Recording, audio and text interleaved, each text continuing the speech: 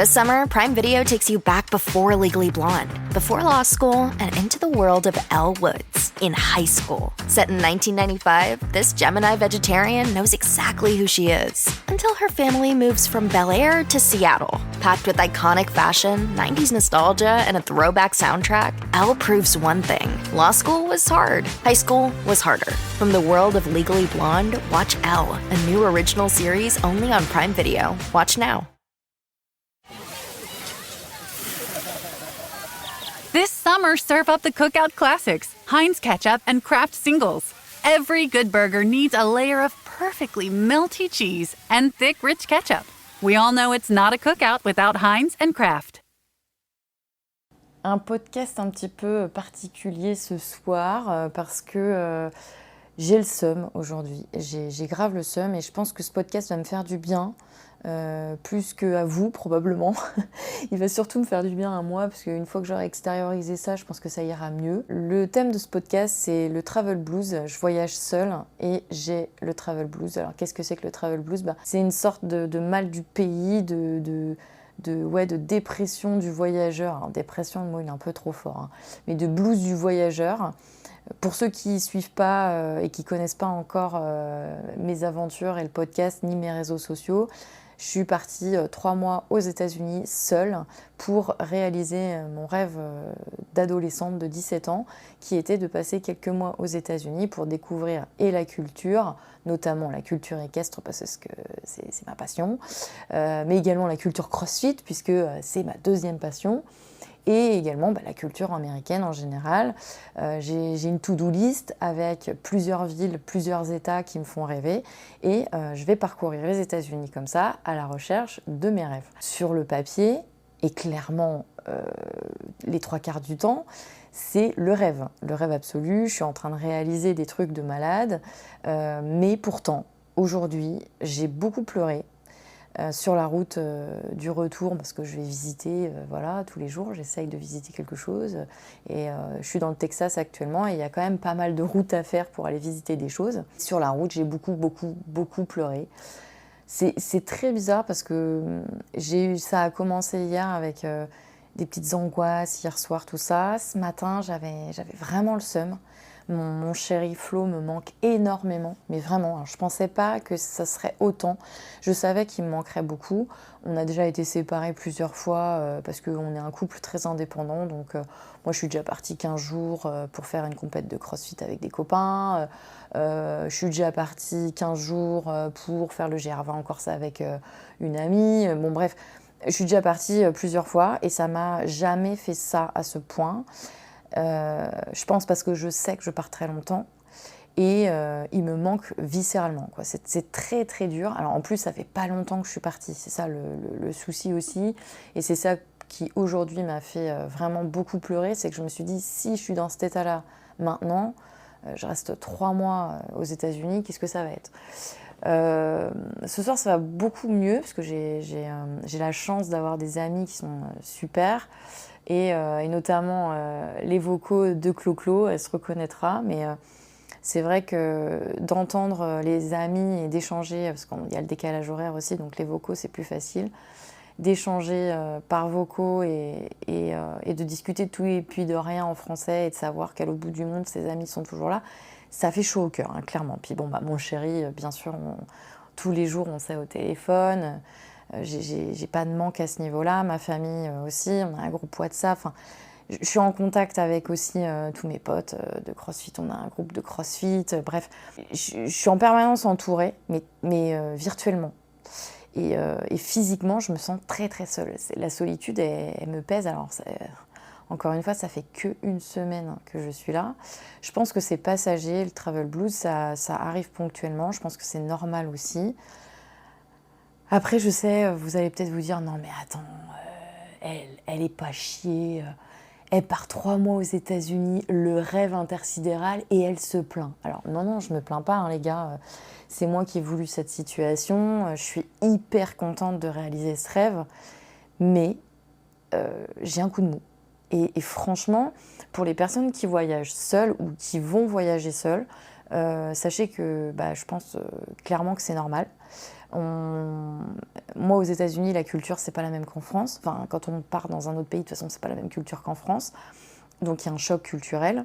C'est pas du tout les mêmes habitudes en temps socialement parlant. Donc là aussi, il y a un choc culturel. Les Américains sont assez chaleureux. Enfin, les Texans sont très chaleureux pour dire bonjour. Enfin, à Austin, j'avoue qu'ils sont plus chaleureux qu'à Bandera, au fin fond du Texas où je suis allée aujourd'hui. Aujourd'hui, c'était compliqué. Hein. Bandera, pour moi, c'était une grosse déception. En plus, au niveau visite, parce que je m'attendais, c'était la ville du cow-boy, etc. Nanani, nanana. Et en fait, je me suis retrouvée à un carrefour. C'est un village autour d'un carrefour. On a mal à la tête tellement il y a du bruit, parce qu'il y a des voitures qui passent, enfin des pick-up qui passent en permanence. Ça pue l'essence. En plus, on est au mois de février, donc le Texas au mois de février, clairement, c'est très très moche. Hein. Il n'y a pas une végétation. Tout est cramé, tout est brûlé, tout est marron, il n'y a pas de feuilles aux arbres. Enfin, c'est l'hiver, quoi, hein, c'est normal, hein, j'ai envie de vous dire. On ne va pas demander à ce que les fleurs et l'herbe poussent en plein hiver. Donc, c'est pas beau. Le Texas, c'est très étendu, donc faut prendre la voiture, faire beaucoup d'heures de route pour aller voir des trucs.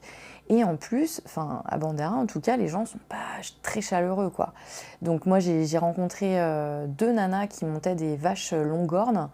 Ça m'a fascinée, donc j'ai été à leur rencontre. En fait, je voulais discuter avec elles, je voulais voir, est-ce que c'est normal à Bandera, tout le monde monte des vaches ou c'est juste elles et tout. Et en fait, elles m'ont répondu, hein, elles étaient très polies, mais alors, elles m'ont bien fait comprendre que je leur cassais les bonbons. Donc elles m'ont dit non, mais en fait on fait pas de balade pour le public, donc en gros foutez-nous la paix quoi. Et c'est juste nous qui montons nos vaches, on a envie de se balader, voilà. Bon, elles m'ont pas engueulé, hein, faut pas exagérer, mais elles ont été polies mais fermes. Elles m'ont bien fait comprendre que voilà, je leur cassais les bonbons quoi. C'est un mélange de ça, c'est la déception de faire beaucoup d'heures de route pour, sur le papier, aller voir une ville où il y a normalement des gens qui se baladent. Enfin, moi, sur le papier, c'était ça. Hein, il y avait des gens qui se baladaient dans la ville à cheval, plus qu'en voiture. J'ai pas vu un cheval, clairement. Il y avait de l'animation avec des cow-boys dans les rues. J'ai pas vu un seul chapeau. J'ai pas vu un seul chapeau de cow-boy. Je n'ai pas vu un seul chapeau de cow-boy à Bandera, les gars. Et depuis que je suis arrivée, donc ça fait 5 jours, à Austin, j'ai dû voir 4 mecs avec des chapeaux de cow-boy. Et à Bandera, 0, quoi. Donc, bon, j'ai pas fini, c'est que le début du séjour, hein, les gars. Mais petite déception. Donc, de par le paysage, parce que moi, je m'attendais à ce que ce soit hyper beau, des grandes étendues. Alors, j'ai fait une grosse partie du Hill Country, donc toutes les collines qui sont censées être merveilleuses au Texas en voiture aujourd'hui. Je suis déçue, quoi. Alors, encore une fois, c'est l'hiver, voilà. Je pense que aussi le fait d'avoir le seum, de ne pas être dans un bon mood n'aide pas. Je dis pas que le Texas c'est nul, hein. Oh là là, j'ai pas tout vu et puis je vais peut-être changer d'avis. J'ai 15 jours au total à être ici, donc je vais peut-être changer d'avis à la fin de ces 15 jours et dire wow, le Texas c'est amazing, c'est génial. J'ai encore plein de choses à voir, hein, donc voilà. Mais c'est vrai, c'est plein de petites choses comme ça. Alors j'avais rendez-vous en plus aujourd'hui aussi avec une cowgirl qui bosse, qui a un ranch en fait à Bandera. Elle a dû annuler parce qu'un de ses chevaux avait une colique. Bon, plein de petits trucs aujourd'hui qui ont fait que je me suis tapé 2 heures de route, enfin 4 heures de route pour rien. Et le manque de mon chéri, de mes animaux, faut en parler de ça aussi. Enfin, mes animaux me manquent énormément. Là, j'ai Marine qui s'occupe de mes chevaux, qui m'a gentiment, mais adorable, posé son téléphone pendant le pansage, pendant qu'elle s'occupait de mes chevaux. Et pendant 11 minutes, elle m'a filmé son pansage avec mes chevaux. Sauf que, en fait, je n'ai pas pu regarder la vidéo, parce que quand j'ai commencé à regarder, enfin, elle m'a fait 2 vidéos, une pour Zozo, une pour Mimi. Quand j'ai commencé à regarder la vidéo de Mimi, je me suis mise à pleurer. Et je suis pas capable ce soir, alors je lui ai dit que je regarderais la vidéo ce soir, mais je suis pas capable ce soir de regarder la vidéo. Je sais que je vais pleurer. Je sais que c'est trop dur. Là, mes animaux me manquent beaucoup. La France me manque, en fait, la nourriture. La nourriture me manque. Alors, vous allez me dire, mais meuf, ça fait que 5 jours que tu es là. Alors c'est la 4e fois que je vais aux États-Unis, donc je connais un petit peu comme ça, alors en vacances, hein, mais je connais un petit peu. Et je pense que c'est justement pour ça que j'ai le seum, parce que je sais que la nourriture, ça va être un calvaire. Alors en plus, ça c'est pareil, ça va être un sujet d'un autre podcast. Moi, à la base, j'ai un problème avec l'alimentation, enfin j'ai des TCA, des troubles du comportement alimentaire, qui aujourd'hui sont résolus. Mais lorsque je me trouve dans une situation hyper stressante et avec une nourriture que je ne peux pas choisir, on va dire, par rapport à ce que j'ai l'habitude de manger, vu que j'ai en plus des intolérances et très mal au ventre dès que je mange mal, j'ai mes TCA, donc à savoir, moi, c'est plus anorexie, qui revient. Et je sais, là, aujourd'hui, je me suis revue basculer, je me suis forcée à manger, donc je suis quand même contente, mais je me suis revue basculer avec le stress, avec le blues, le travel blues et tout ça, quasiment ne rien manger de la journée et ne pas avoir faim et de me dire, voilà, ok, je mange pas. Sauf que je me suis forcée, je me suis arrêtée, j'ai mangé sur la route et forcément, derrière, j'avais un petit peu plus le moral. Parce que forcément, quand on mange rien de la journée, alors si j'avais mangé un bol de fromage blanc, enfin 2 cuillères de fromage blanc ce matin, un café, un muffin, voilà. Dans la journée, c'est ce que j'avais mangé, donc ça faisait pas lourd. Et surtout, j'avais pas faim du tout. Et c'est ça qui m'a inquiétée, c'est que je me suis revue basculer parce que j'avais rien mangé et j'avais pas faim. Et je voulais pas manger en fait. Mon cerveau me disait non, mange pas, mange pas, mange pas. Sauf que non en fait, non, j'ai pas envie de rebasculer, j'ai pas envie de avoir des problèmes de santé. Ça, de toute façon, les TCA, c'est à vie. Hein. Mais je ferai un podcast là-dessus pour vous expliquer un petit peu mon parcours avec ça. J'ai eu la chance de ne pas être tombée très bas dans l'anorexie. Hein. J'ai eu des problèmes de santé à cause de ça, mais je n'ai pas été hospitalisée, je m'en suis sortie. Ça n'a pas duré si longtemps que ça, donc ça allait. Mais je sais que dès que j'ai un gros stress, un choc émotionnel, une période dans ma vie qui va pas ou des choses comme ça, je sais que c'est très la frontière elle est très très très très fine entre l'équilibre et le rebasculement du côté obscur, on va dire. Donc aujourd'hui, en plus heureusement maintenant je le sais. Avant, j'avais pas conscience de quand je basculais dans l'anorexie. Maintenant, je le sais. J'ai des signaux en fait qui arrivent et je sais les reconnaître. Et aujourd'hui, c'est ça aussi, je pense, qui m'a mis grave le seum, c'est que je me suis vue rebasculer, quoi. Et je l'ai dit à mon chéri ce matin que je me voyais rebasculer là-dedans. Donc, vu que maintenant, je me vois basculer, je peux me forcer à manger pour réenclencher en fait la machine. Mais il y a plein de trucs en fait qui font que moi j'ai besoin, comme tout le monde, hein, d'avoir un équilibre pour être bien dans ma peau et dans mes baskets. Et aujourd'hui, mon équilibre, il est un peu bouleversé. Je suis pas chez moi, je suis toute seule, je suis à l'autre bout du monde.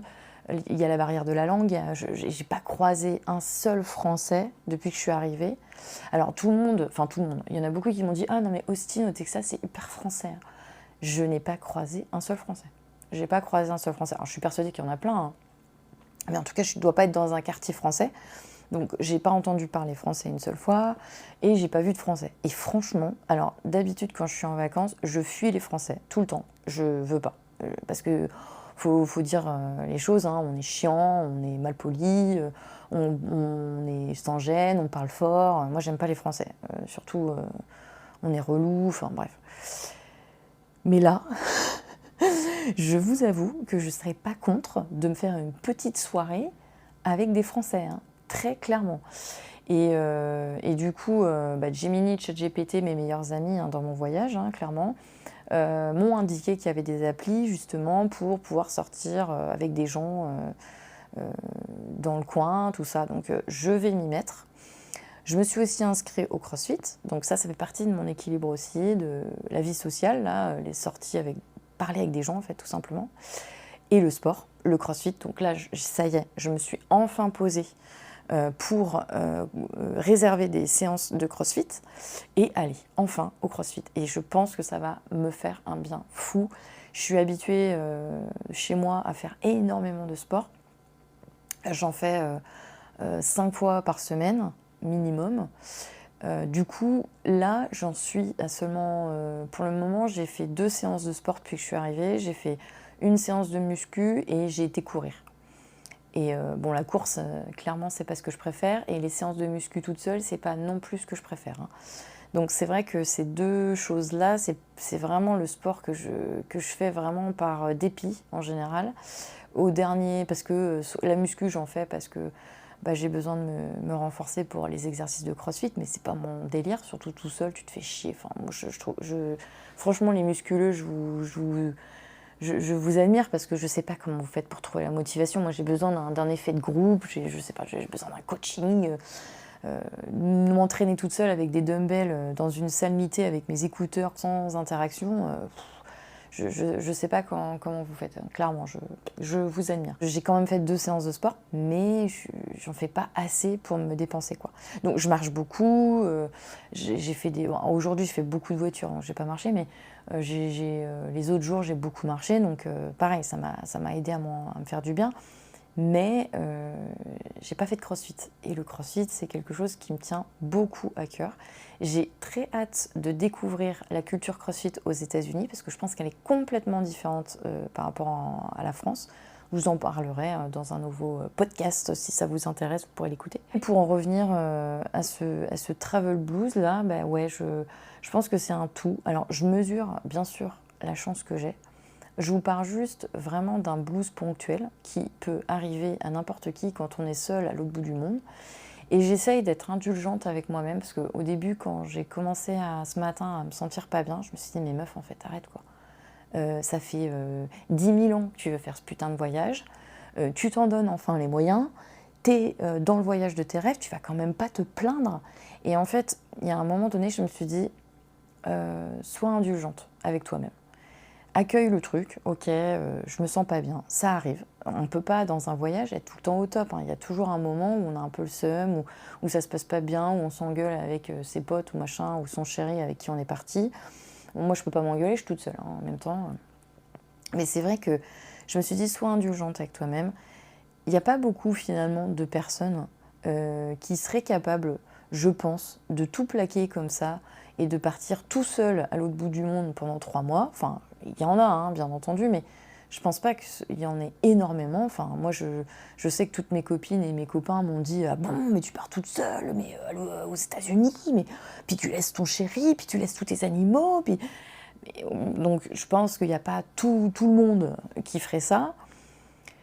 Donc j'ai quand même un peu de courage de l'avoir fait et il faut que j'essaye de trouver des points positifs. En fait, je fais ça. C'est pour ça que je me dis ça là, dans ce podcast, c'est que je suis en train de me parler à moi-même en me disant j'ai eu du courage de le faire, donc il faut que je trouve des qualités. Voilà. Au lieu de me taper dessus et de me flageller en me disant Steph, arrête de culpabiliser, gna gna gna, c'est pas bien.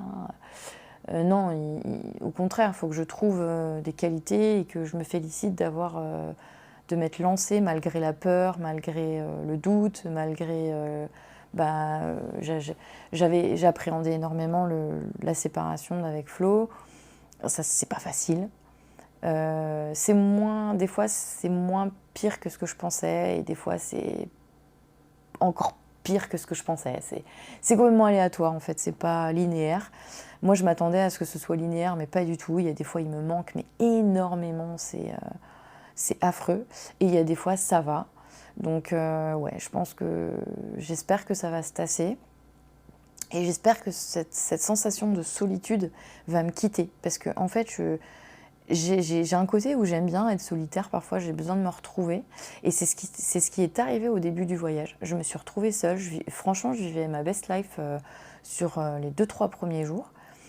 Et là, la solitude, aujourd'hui, au bout de 5-6 jours, là, elle commence à me peser vraiment. J'ai besoin de contacts sociaux, j'ai besoin de rencontrer des gens, d'avoir une conversation. Et c'est vrai que, alors je sais pas, j'ai pas eu l'occasion encore de rencontrer des cavaliers, à part les dames qui montaient leurs vaches, là. Mais je trouve que dans l'équitation en France, le milieu est plus fermé que dans le crossfit. Donc je ne sais pas si aux États-Unis c'est pareil. En tout cas, les dames qui montaient les longueurs étaient assez fermées. Et au CrossFit, à chaque fois que j'ai fait un drop-in n'importe où dans le monde, quand je partais en vacances et tout ça, les gens ont toujours été hyper chaleureux. Donc je me dis, je pense que la communauté CrossFit, c'est quand même une communauté qui est vachement bienveillante et chaleureuse. Donc j'ai bon espoir que demain, eh bien, je m'éclate. Bon, déjà, je serai dans le sport que j'aime faire. Moi, le CrossFit, ça m'évade. Parce que c'est vrai que l'équitation et le cheval, en fait, j'en bouffe H24, hein, parce que je suis masseuse équine de métier. Mon deuxième métier, c'est les réseaux sociaux équestres. Ensuite, eh bien, toute la journée, quand je réponds aux commentaires, machin, c'est dans l'équitation. Ensuite, eh bien, j'ai mes chevaux à moi, donc ma passion, c'est l'équitation. Quand je vais aux écuries, je vois des cavaliers. Donc, je bouffe du cheval H24, 7 sur 7.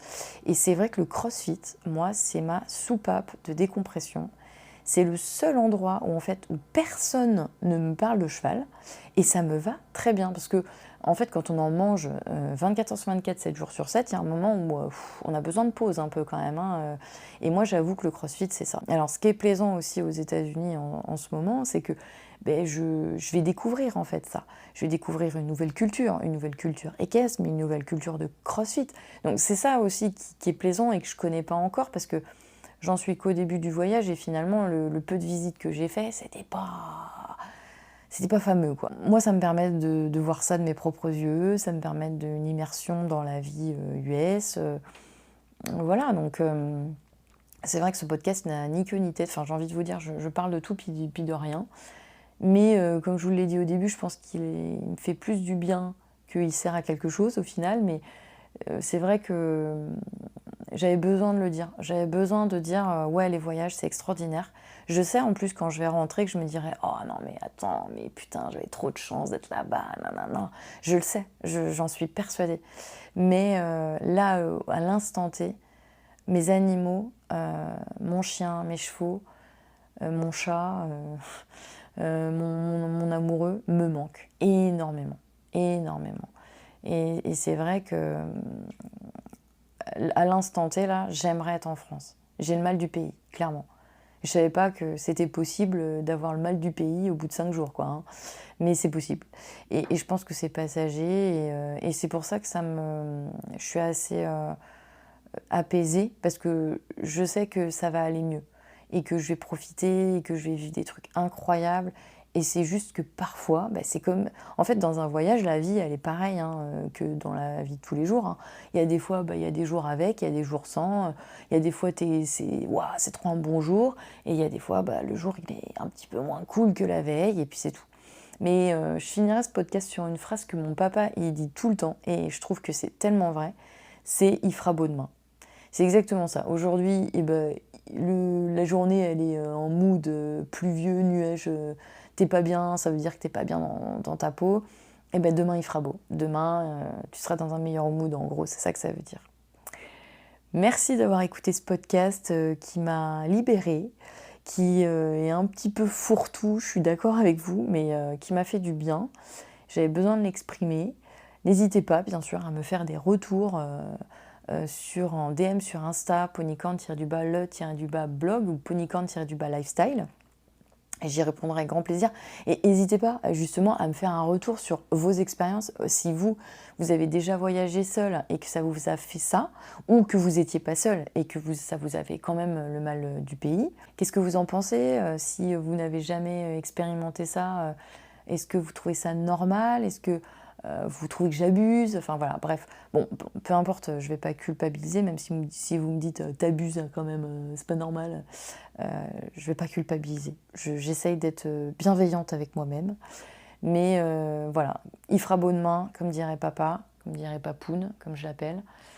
Merci d'avoir écouté ce podcast et on se retrouve comme d'habitude tous les mardis et tous les vendredis à 22h.